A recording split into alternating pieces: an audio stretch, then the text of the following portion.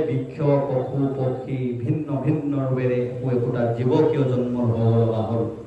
যে কি কাৰণে কৈছে যিজন লোকে বিষয়ৰ সুখত কেৱল মগন কেৱল বিষয়ৰ কথা চিন্তা কৰে সেইজন লোকে যিজনে কেৱল কৈছে নিমিলে কিছু সুখ কেৱলে পায় দুখে দুখ যিজনে কেৱল বিষয়ৰ সুখত থাকিব তেওঁ কেৱল দুখৰ ওপৰতো দুখে পাই থাকে এই কৃষ্ণ সেৱা নৱনিধি তেওঁ কৃষ্ণ সেৱাত যেতিয়া নাহে কৈছে বুদ্ধি বিবেক হৈব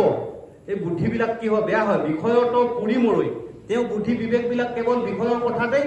মৰি থাকিব আৰু বঞ্চিলে টান জানা বিধি তেওঁ কি হ'ল বিধিৰ এই সংসাৰৰ বিধিয়ে বাৰম্বাৰ বেৰি থাকিলে সেইকাৰণে কৈছে আমি এই বিষয়ৰ সুখৰ কৰ্মবিলাক আঁতৰি থাকিব লাগিব যদি বিষয়ৰ কৰ্মবিলাকত যদি ৰতি হৈ থাকোঁ তেনেহ'লে আমাৰ জীৱনত অশান্তি সেই জীৱনত অশান্তিয়ে পাই থাকে আৰু কৈছে পাছে সেই অনুক্ৰমে বিষয়ৰ ধ্যানসমূহে हुए निज आयुष तार क्षय और সেই বিষয়ৰ সুখতে ঘূৰোতে ঘূৰোতে তেওঁ আয়ুষ গুচি গ'ল বিষয়ৰ ধ্যান কৰি সেই তেওঁ বিষয়ৰ কথা চিন্তা কৰোঁতে কৰোঁতে চলি সংযমক পুৰি তৈতে ঘূৰ যান্ত্ৰণা পায় আৰু তাত গৈ পেলাই এদিন কি হ'ল তেওঁ যান্ত্ৰণা ভুগিব লগা হ'ল আয়ুষ বিয়ু ইত্যাদি কৈ কৈ তেওঁ কান্দিব লগা হৈছে শাস্তি খাব লগা হৈছে ঘৰৰ বিষয়ৰ সুখত কাজিয়া যিজন বৰ্তিত হৈ আছে সেইজনে ককাই ভাই লগত কাজিয়া হয় চাব দেই যে এই ৰুমটো মোৰ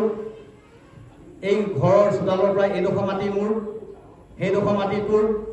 এই মাটিখিনি বিষয় নহয় জানো আমি এই মাটিখিনি জানো লগত লৈ যাব পাৰোঁ কেতিয়াও নিব নোৱাৰোঁ সেই মাটিত আমাৰ কি হ'ব মৃত্যুৰ পিছত সেই মাটিখিনি এনেই থাকিব কোনে খালে কোনে কি কৰিলে ঠিক কৰা নাই কিন্তু সেইখিনিক লৈ আমাৰ কি হ'ল কাজিয়া ককাই ভাইৰ মাজত মাথা ফলাফলি ঘৰৰ মানে ইজনে সিজনৰ এইটো মোৰ বাথৰুম তই নোসোমাবি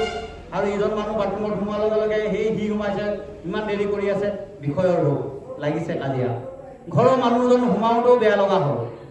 ঘৰৰ ককাই ভাই সোমাওঁতে কাজিয়া লগা হ'ল বিষয়ৰ ওপৰত প্ৰতিটো হওঁতে এনেকুৱা এটা হৈ গ'ল সংসাৰখনত তেওঁ আৰু মানে সংযমী নাই যান্ত্ৰণা কেৱল মোৰে যান্ত্ৰণা আহি আছে কাজিয়া হৈ আছে মোৰ জীৱনৰ টেনশ্যন এই টেনশ্যনৰ ওপৰত টেনশ্যন তেওঁ ভুগি আছে আৰু কি কৈছে সেইসকল লোক কি হৈছে পশুজনিত জন্ম হ'ব লগা হৈছে তেওঁলোক পশু হ'ব লগা হ'ল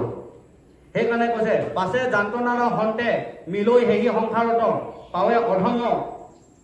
জনিত জন্ম এতিয়া কৈছে জন্ম অধম জনিত সেইসকলৰ জন্ম ক'ত হৈছে অধম জনিত জন্ম হ'ব তেওঁলোকে পবিত্ৰ জনিত কেতিয়াও নাপায় সেইকাৰণে কৈছে অন্ন জনি নকৰে বিচাৰ জাতি কুল হয় ভস্ত বৈষ্ণৱ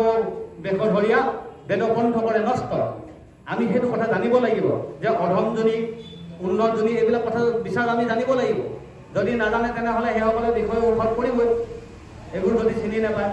গতিকে তেওঁলোকৰ জীৱনলৈ সেইখিনি হাৰাশাস্তি আহিবই যিসকল লোকে এইবিলাক বুজি নাপায় আৰু কি হৈছে পশু পক্ষী জন্ম হয় আৰু ভিন্ন ভিন্ন ৰূপে জন্ম লৈ দুখৰ ওপৰত দুখ হৈ থাকে এতিয়া পশুসকল এই যে হাঁহ কুকুৰাবিলাক সেইসকলৰ জীৱন কি শান্তি নেকি এই ব্ৰইলাৰ মুৰ্গীটো চাবচোন কিমান শান্তিত থাকে কিমান শান্তি সিহঁতৰ অনুভৱ কৰকচোন এই ধৰিলে কাই কৰিলে শাস্তি এই মানে কি হয় লোহাৰ পিঞ্জাৰৰ ভিতৰত ভৰাই লৈ গৈছে ডিঙিটো উলিয়াই গৈছে সেই শাস্তি যম ৰাজ্যত ভাবকচোন এবাৰ সেই হাঁহ কুকুৰাবিলাকক খুংটো ভৰাই ৰাখিছে কিমান শাস্তি খাই আছে কিয় খাব লগা হ'ল এই আত্মাকেইটাই কিয় খালে মনুষ্য জীৱন এবাৰে পায় এই জীৱন আৰু দুনাই নাপায় গতিকে মনুষ্য জীৱন পাওঁতে আমি শুদ্ধ কৰ্ম পবিত্ৰ কৰ্ম কৰি উন্নত হ'ব লাগে আৰু মনুষ্য দেখা পাই কি কৰিলে হৰি নভজিলা অৱশ্যে হৰি ভাই তিন আৰু হিলা তো মনুষ্য জীৱন পাই পেলাই যদি হৰিকে নভজিলা তাৰপিছত আৰু দিনে দিনে কি হ'ল তললৈ নামি গৈহে আছে আৰে আমি 84 লক্ষ জনী পাৰ হৈ ক্ৰমান্বয়ে উন্নত হৈ শেষত মনুষ্য জীৱৰূপী পালোঁ আকৌ মনুষ্য জীৱটো পোৱাৰ পিছত কি কৰিছে অধম জনীলৈকেও গতি কৰিব লাগে উন্নত জনীলৈ আমি কিয় প্ৰকাশিত হ'বলৈ চেষ্টা কৰা নাই আমাৰ